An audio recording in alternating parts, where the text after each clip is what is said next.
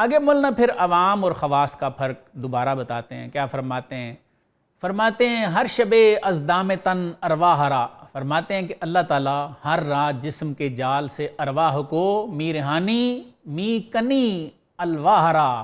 فرماتے ہیں آزاد کرتے ہیں اور تختیاں اکھیڑ دیتے ہیں.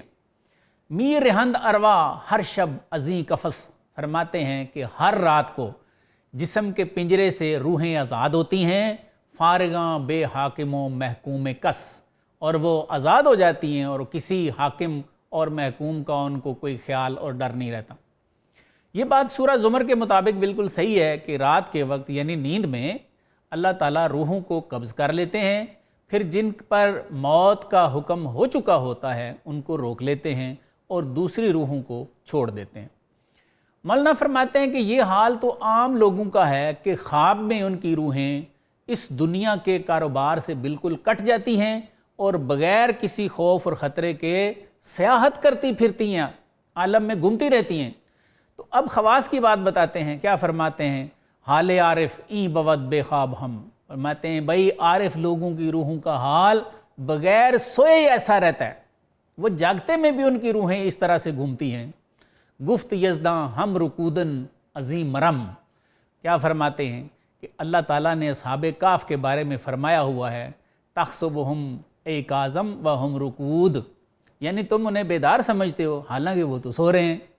مولانا فرمانا یہ چاہ رہے ہیں کہ اہل دنیا تو ایک وقت معین میں اسباب و علائق کے دنیا سے کٹتے ہیں جسے ہم نیند کہتے ہیں، لیکن عارف اور ولی کا دل ہر وقت دنیا کے تعلقات سے بے خبر رہتا ہے اور وہ اس استغراق کے ساتھ مشغول بحق ہوتا ہے کہ گویا ہر وقت دنیا کی طرف سے چشم بستہ ہو کے سو رہا ہے.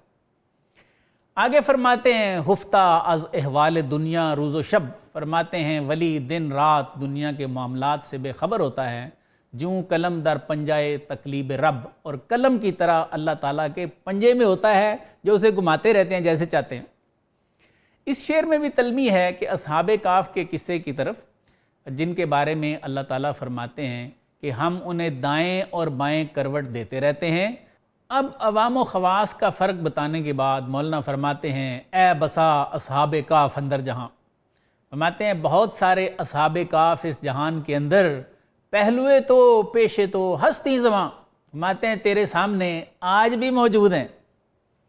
ہم نے صرف قرآن والا قصہ پڑھا ہے نا، وہ ہمارا حال بتا رہے ہیں کہ ہم میں بھی ایسے لوگ ہیں. کیا فرماتے ہیں یار باؤ. فرماتے ہیں یہ ایسے ہیں کہ یار بھی ان کے ساتھ ہے، انشراح والے ہیں.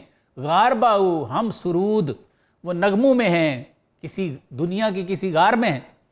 ایسے بھی اس کا مطلب ہو سکتا ہے کہ اس دنیا کو وہ ایک غار سمجھتے ہیں، اس کے معاملات میں زیادہ دلچسپی نہیں لیتے. فرماتے ہیں یار بھی ان کے ساتھ ہے، غار بھی ان کے ساتھ ہے، اور وہ نغموں میں مست ہیں.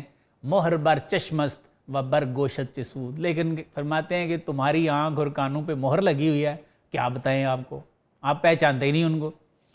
آگے فرماتے ہیں کہ بازداں کہ از چیز ترو پوشا. فرماتے ہیں کہ بھائی سمجھاتا ہوں آپ کو کہ یہ حجابات آپ لوگوں کے کانوں اور آنکھوں پہ کیوں ہیں.